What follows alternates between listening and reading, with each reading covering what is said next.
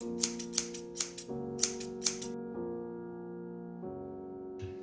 was a Thursday in suburbia, and I was sitting in an Elks Club with the upstanding members of my community.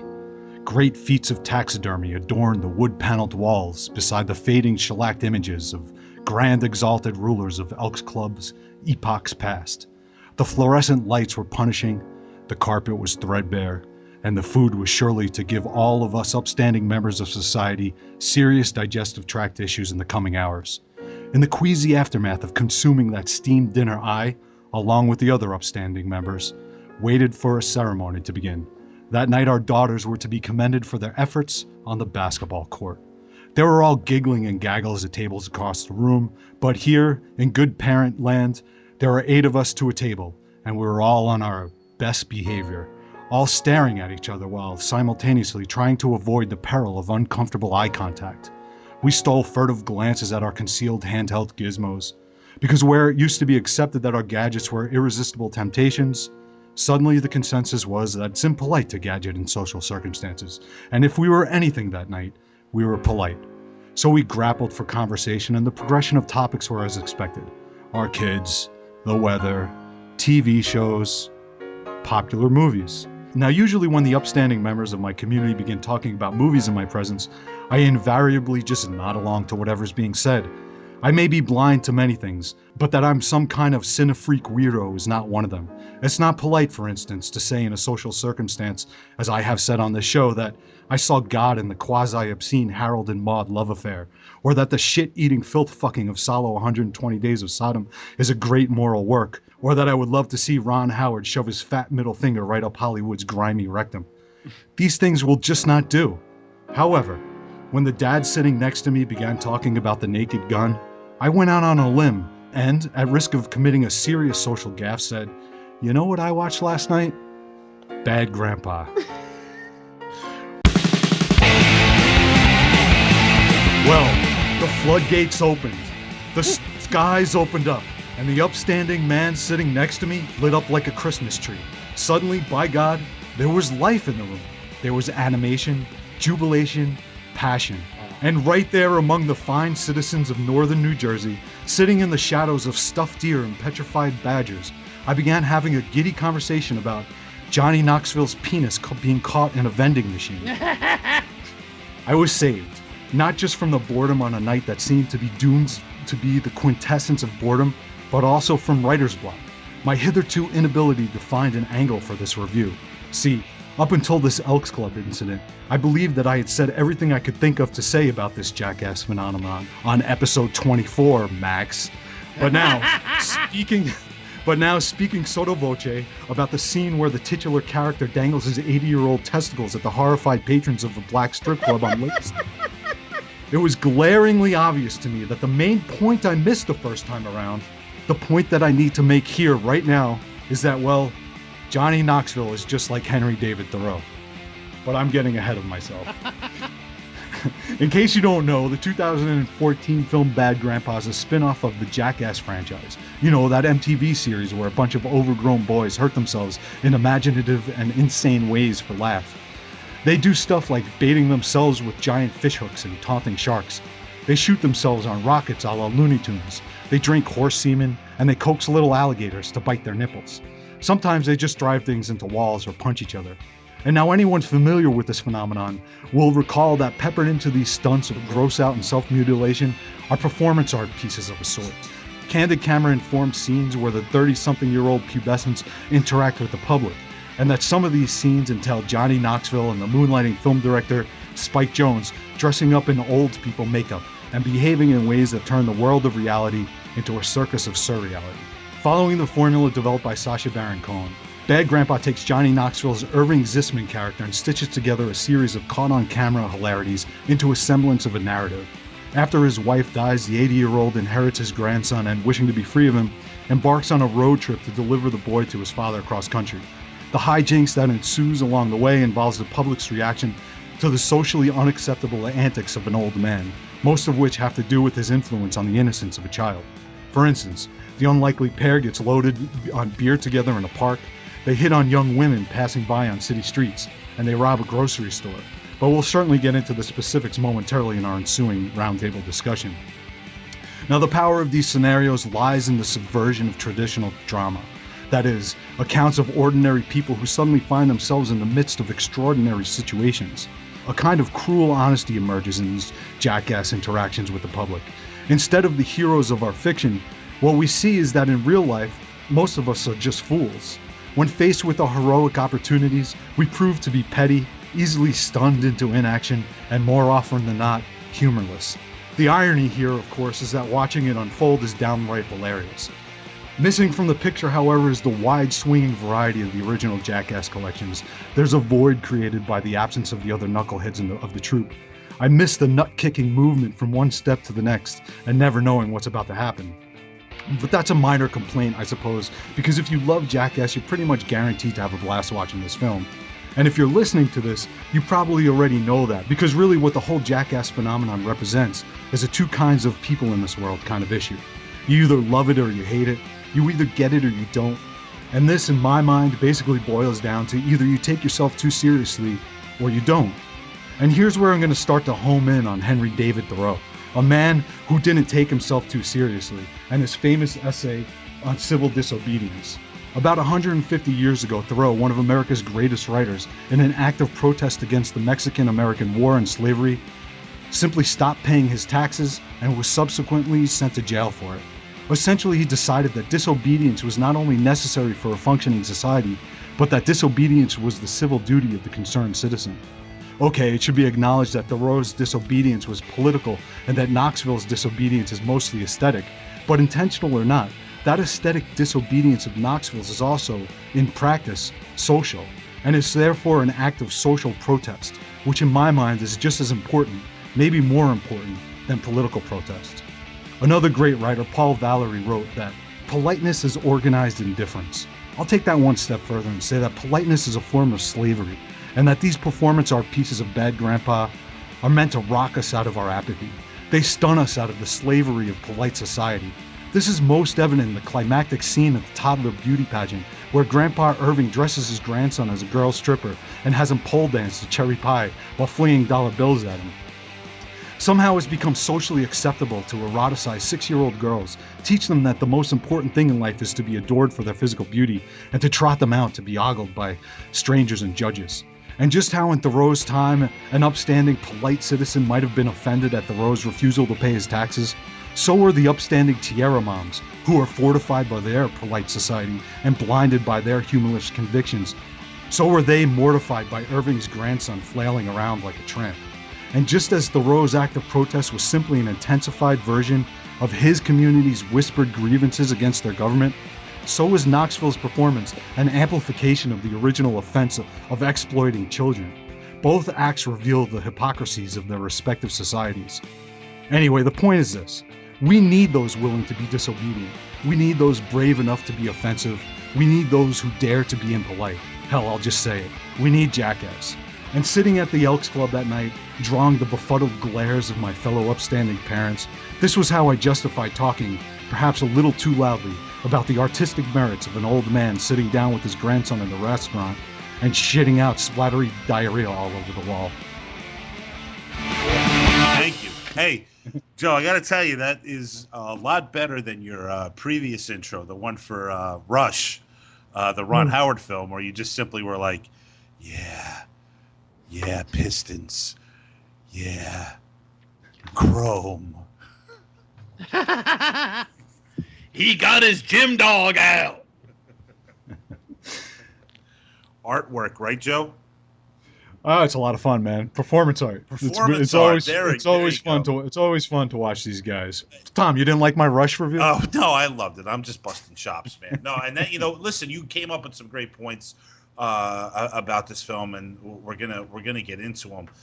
It's just on my head though, is the freaking that little child beauty pageant. Just really, that shit really irritates me. And if there's one thing about this movie where he really sticks his big middle finger into the face of bad parenting, it's that shit, because I can't stand that shit. Yeah, You know? that's there's an act of protest right there for you. I mean, Totally, that's and that is that's political. exposing hypocrisy. Yeah, man, and it's just so right on. I cannot stand that kind of human behavior, and I cannot stand these parents Oh, it's the that worst. would push their children into something so horrific and meaningless. Ah, it's It's the terrible. wor- well, it's scarring too. Totally scarring. Yeah, Yeah, I mean, what a I just honestly like I can't even put it into I words know how it's much it's that hard. horrifies me. And My cousin's life was basically ruined by that sort of mentality. It's do tell, Joe. well, my cousin, since being a baby, she was trotted out to be like, auditioning to be Little Orphan Annie, this and that and the other thing, and she consequently had like serious food issues Right, and is not happy, right. and this is the same aunt. Flash forward like 25 years, and she's telling my me that, oh, my your daughter's so beautiful. Why don't you have her come and model? She's a fashion designer or whatever. Yeah, Why don't you have her come and model clothes at the trade show? I'm like, are you fucking out of your fucking mind? yeah, I, nuts. I, I might as well just murder her. Yeah, I mean, exactly. Yes. It's and the point is that like all this is a lot of this kind of sophisticated form of child abuse is just a segue into stripping, like or being like self-loathing. You know what I'm yeah. saying? And it's Yeah, well, some of them go into stripping and thinking that their best way to find happiness is the attention of some attention. man or whatever. But most of them just end up being depressed. Like I guess maybe even the strippers are the No, there's no lucky doubt ones. about it. I mean, during my lifetime, I had an opportunity to date a beautiful woman. I mean, this girl is probably the best girl of my life, and we dated for 2 years. And unfortunately, I wasn't in a place where I was able to handle the relationship as maturely as I should have been able to. But she was a victim of this kind of shit. I mean, her parents put her out at these pageants and so on and so forth, and I could always tell that there was this inner sadness, this inner depression in her because of this shit. Like it was just so obvious that like her adult state of being was completely affected by being thrown out onto a stage and being judged about her physical appearance at a young age.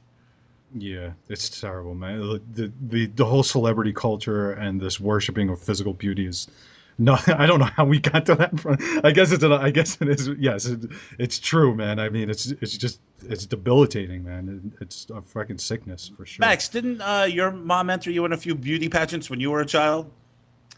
Oh, but of course. I like Are you Joe's serious? brain. No, beauty pageants. Oh, okay. Maybe Hunchback of Notre Dame lookalike contests. Hey, you got to be on board with our thoughts on this one, though, Max. Well, of course. Hey, listen. Number one, I could read an entire book of Joe talking about Jackass Yeah. because he's very poetic. Does anyone want to read my novel? Hey guys, I wrote an entire novel about my feelings for Jackass. A novel, but I really love the fact that he used the word gadget as a verb. But here's the thing: I know we covered Jackass, I get it, but I really wanted to ascend to Bad Grandpa because, in many ways, and I think Joe nailed it, you do miss the dudes, and I miss the Yeah. dudes so much in this. But this was the first time injecting narrative into the Jackass world. And what was so awesome is that, and you're gonna have to bear with me because I'm still recovering from surgery, and often Your sinus stuff, right? and often I have. I'm gonna put myself on mute for just a second. It's so disgusting, Joe. What's going on? I So was sorry. I was talking to him before we got on air, and it's just god awful what this man is going through. But no, Knoxville was on Stern, and Stern was saying, "Hey, man, I mean, how do you make this movie without the other guys? Are they angry at you?" And Knoxville said, "Oh no, because it's under the umbrella of a Jackass production, all of those dudes get a piece of this film Oh, that's great. under the That's Dighouse awesome. umbrella." Right. Yeah. I mean, how special is that? They truly are a family, and not only this, and this particularly. Well, what kind of peace? I guess though is the next question. That's true. I mean, we may never know, but That's Joe, I really wanted you as a dad to talk about this stuff because Knoxville is now. I mean, he's got an older daughter, Madison, and then he has 2 new kids. So he's got 3 kids, and this is a new kind of warmer, fatherly Johnny Knoxville. Yes, absolutely, Max. There is warmth and fatherly behavior. I mean, kind of, right? Yeah, well, especially, I mean, there's nothing more fatherly than trying to teach a child how to steal food out of a supermarket. I mean, well, you know what, man? Honestly, if you just take it back to that Tierra thing, Max, I mean, probably these guys who are making this film are way more sensitive to what might affect a kid than these other fucking maniacs who think that they're doing the right thing by their kids. You know what I mean? So, like, even though they are, look, kids should be exposed to certain things as long as they're being taught, you know, how to deal with them properly. You know what I mean? There was actually a really sweet scene in the extended version or in the credits or whatever, where the kids it was like an outtake or something. The kids like, yeah, what's a whore? And Knoxville's like, he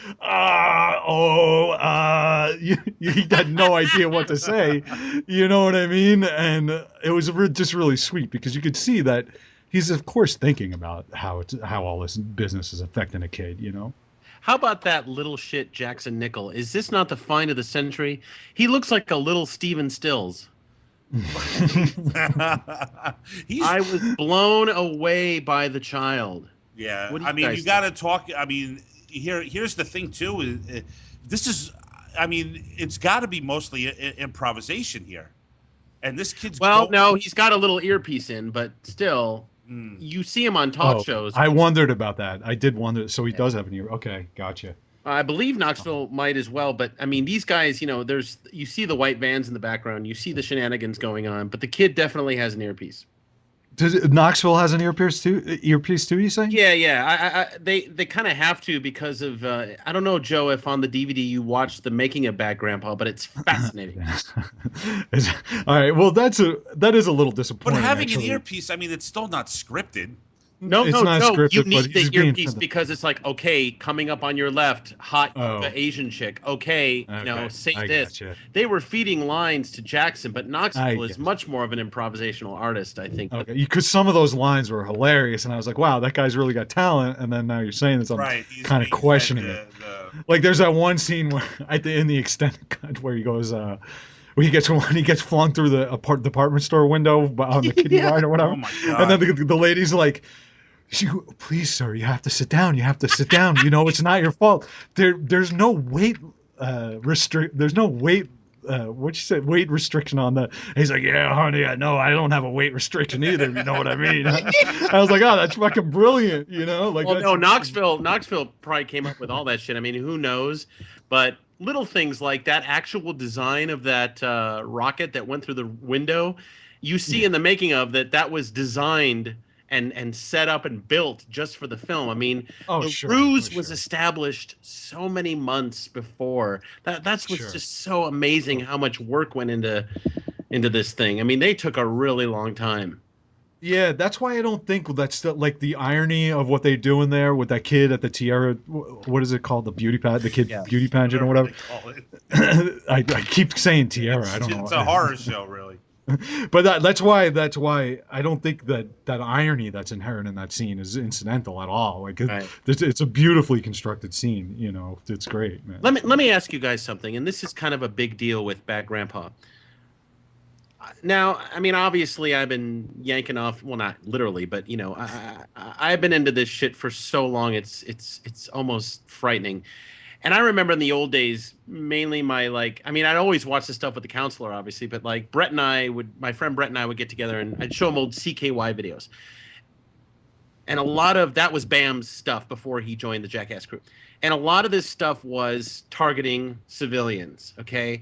And we love when the boys fuck with each other, but when they fuck with civilians, there's kind of a line cross. There's kind of a sensitivity there. And in Bad Grandpa, you really see, like, for example, when Irving is showing the lady the bed for sale that begins to fold on him, and she looks like she's having a fucking heart attack. Right. And her health could be affected. Once she finds out that she's in a Jackass movie, it's like, oh, okay, here's your money, here's the sign off. Now you're kind of semi-famous. But do you think that that's really insensitive, or do you feel like? Because I kind of feel like humanity is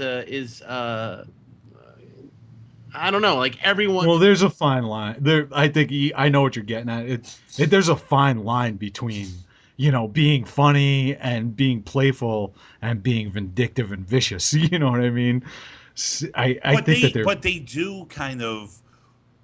It's really tough to tell. I mean, because I'm thinking about that scene with the penguin when Knoxville ran, and that guy's really. I mean, this guy's really pissed off. And you can tell Knoxville's a little bit intimidated by the guy because he's constantly backing up and working around him, because this guy really wants to get physical with Knoxville. He was a hair away from punching him. And Knoxville was probably, and you probably know him better than I do, Max, but he was probably thinking, God, I hope he punches me. I hope he punches me. But at the same time, like, oh, please don't punch me. Please don't punch me. Right. But don't you think everyone kind of deserves to be a target when they just step out the fucking door? Don't you think life is a war zone anyway? And if you wander into these situations where you just so happen to be in a Jackass movie, don't you think that's just icing? I think that's today, a good thing? In the world we live in today, I think that what you're saying is right on, Max. I mean, seriously. Well, it was just like what I was saying in the review is that we need people to like by fucking with our sense of polite what's acceptable, and bringing that right onto our doorstep, like that dude, like you learn something about you get to see.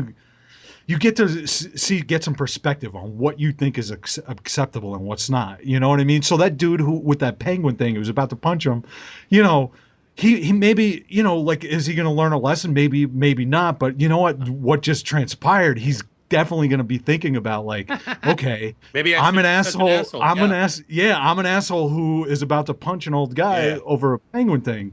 I'm 45 years old. I'll tune you up. All right. So, I mean, I think that's exactly why the point of what I was trying to say was that this sort of disobedience is really healthy in a lot of ways, even though it pisses people in a lot of ways. It is, but there's still that possibility of some poor old woman having a fucking heart attack.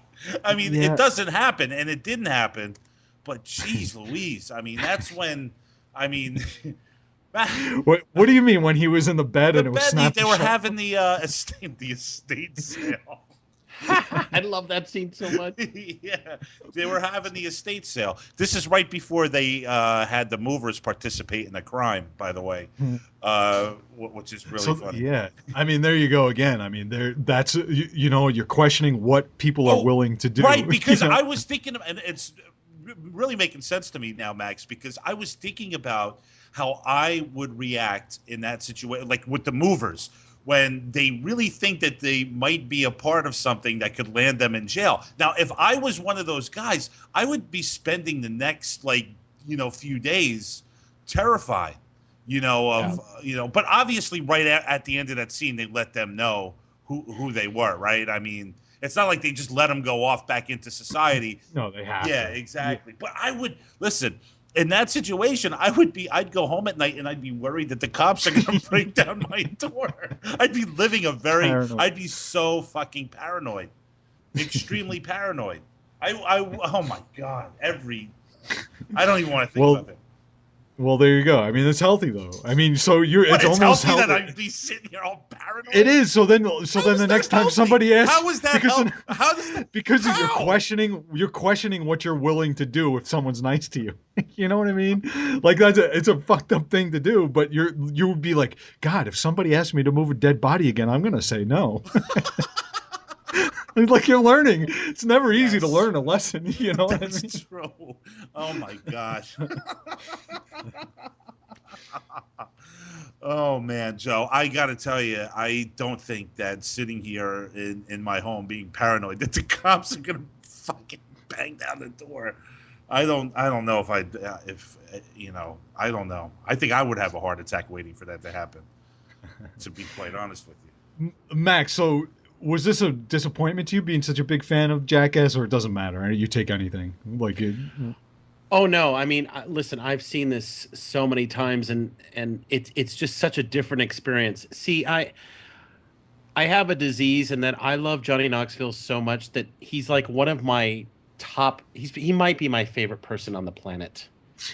I just love him, and he's probably the only dude that I would like make out with. yeah. And it's so funny that he can't go out and do these things anymore, or unless he's wearing the Irving makeup, and now he's screwed doing that, because the minute he shows up as Irving anywhere now, if he was to make, they're not going to make another Bad Grandpa, but there is a unofficial sequel coming through DVD, because they had a whole other story going on, the relationship between Knoxville and Catherine Keener, who plays obviously is Gloria, and then the wife, Spike Jonze. Spike Jonze' character is Gloria. That's correct. That's and correct. they cut all that stuff out of the movie, all the Spike Jonze stuff, which was a lot of stuff. So we're not done with Irving yet. Yeah. But no, I really enjoyed this film. I mean, obviously, it's not the epic, porous, tear me apart, reduce me to milk experience of a regular Jackass film, but anything. I mean, you're talking to a guy who watches Ridiculousness and Fantasy Factory religiously because it's under the Dick House moniker. You're talking to a guy who couldn't believe and was so excited that an actual Jackass won an Oscar. When Spike Jonze won the Oscar for Her, a film I haven't even seen yet, it was like there's hope in the world. Right. So and Jackass was nominated for an Oscar for Best Makeup. Correct. Oh, that's great. The Irving makeup was nominated. So like Jackass fans like aren't purists in the sense that like, you got these comic book fans and Star Wars fans, like all these geek fans where, if there's a sequel, everyone's going to get pissed, or if there's a spin-off, everyone's upset. So mostly Jackass fans don't give a shit. I don't know about them, but I just love everything that they do. I love Jeff Tremaine's direction. I love the way he sets up a camera. I love seeing Sean Cliver and Dimitri and Rick Kosick and all the behind the, all those behind the scenes guys that I've been watching for years that became characters on their own. I love seeing them in the end credits. It's just like I love the Dick House family. I love the kid. I had so much. You love the whole kit caboodle. I just love everything, and it just makes me so happy. It just gives me such joy. And I got to tell you something. Besides Jackass Presents Bad Grandpa, I think Nebraska is my other favorite film of last year, because I saw all of the Oscar contenders. Those two films make the best double feature you can possibly imagine, because they're both about grumpy old men with an amazing walk. Yeah. And I really hope we get to Alexander Payne on this show and cover Nebraska, because it's so special. And I just think about Dernsey and Irving walking side by side into the sunset.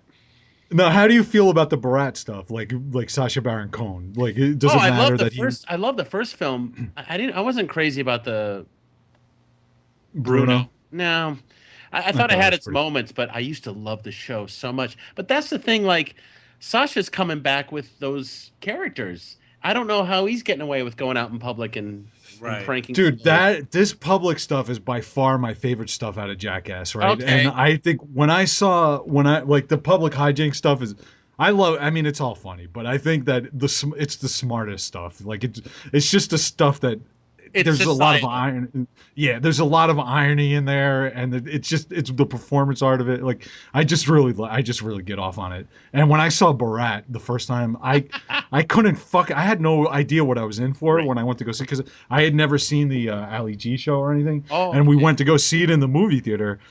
I had no idea, dude. I was amazing. I couldn't fucking believe what I was seeing, It was just amazing, man. And this stuff is just like it's similar to that. I just really love this. You really get it, Joe. You're a bit of a nihilist. I love this stuff, man. I love this performance stuff that just throws people off of their balance. Is that what it's all about? Like, what is it about as a viewer watching people react Because I said, you know what I hit on that's it. the Tom, thing, it's not because staged. it's like trickling down. It's like, you have the performance, then you're watching the reaction of the performance, and then you're watching the reaction to the performance. Yeah. I came up with a theory today when I was writing that review, or yesterday. A lot of genre fiction, a lot of like hero fiction and stuff. Everything that we see. If you think about all the movies that we love, a lot of popular action movies, thrillers, detective movies, almost all movies are about like an ordinary person being thrown into or drawn into extraordinary circumstances, and so it's essential. And there's something within us that like it's built into our genes, into our blood, that, we relate to people. We love to watch people, like ordinary people like us, being thrown into extraordinary circumstances, seeing how they react. And what this does, I think, and this is just a theory, is that it's actually subverts that in a weird way, because it's taking ordinary people and it's creating a extraordinary circumstance around them, and we're watching how they react. So it's just like our fiction, except now it's like we actually see what real people do in extraordinary circumstances. And it subverts it, because usually what people, like I was saying in my review, is usually people's reaction is not, they don't become a hero and have a moment of glory. They usually just look foolish and stunned and don't know what the fuck to do. Right. Which is why it's so funny. Oh my God. Yeah. They're just like, it's so, I mean, you're right. I mean, they just, not everybody reacts physically, right? They just sit there. And we're in, instead of being in on what the hero, like us as a audience, we're not like in on how the hero, like the ordinary person's feeling about it. We're in on how the extraordinary circumstance. We're the extraordinary circumstance, and we're testing out those people. You know what I mean? So we're kind of seeing it from the flip side of that. It's right. It's really weird. It's really weird. And here's another thing. I think that these Jackass films are made to watch while you're drinking, and this is why I arranged this show. I mean, we have the new release, Bad Grandpa, and then we're going to get into Barfly and Leaving Las Vegas down the road. But I really think that watching these while drinking, I think they're tailor-made for that. And I don't know what it is. There's an X factor about it. Like, the more enjoyable, the situations become and the crazier shit becomes, and the more you get lit, the more fun it is. But again, it goes back to the whole thing where it's like, for me, a sporting event. Yeah. It amazes me that you say that, Max, that this is, I love it, because he's like, see, this is my NBA. This is my NASCAR. Oh my God. Well, that was so like that when I was out there, Max, when we said it was, a bunch of dudes sitting around as if we're watching a football game. Yeah. We sat down and watched. And you know what's great? I really have my testosterone moment, but not only that, my wife is so good about it. Whenever I have a Dick House production on, and I'm screaming at the TV and I'm laughing and I'm drinking, she's like supportive of it. Any other time, she's like, hey, you're drinking too much, or hey, let's have a dry night. But only when I'm watching a Dick House production does she let me go and leave me alone, and she even brings me snacks. I mean, it's crazy. Well, you've made it explicitly clear to her that that's your sport. Right? Yes, I am. Yeah. And she's happy that's with how that. That's how because I got her into this shit. Oh my God. All right, guys. Hey, listen, I want to thank T-Mac for coming on tonight and talking to us about the Guardians of the Children, and both of you for coming on and talking about Jackass Presents Bad Grandpa. It's time to move on. The Cutting Room Movie Podcast is brought to you by Christiana Productions and New Media Limited. The show is edited and co-produced by Joseph Strike and produced by Thomas Detloff and Joe Christiana. You can follow us on Facebook at The Cutting Room Movie Podcast, and follow me on Twitter, Thomas Detloff, at TCRM Podcast. You can also check out Joe's film work at ChristianaProductions.com, Max's Bowler Hat Productions, and his Mimosa podcast show, Max Cook and the Counselor.com. Music from The Cutting Room is done by the Zillatones. Check them out at www.thezillatones.com or search for the Zillatones at ReverbNation.com. We will be back next week, and we're going to be talking about drinking. We're going to be talking about alcohol. We're going to be talking about death. We're going to be talking about poetry. We're going to be talking about the bar experience. We're going to talk about leaving Las Vegas, and we're going to talk about Barfly. Until then, we are over and we are out. Ciao.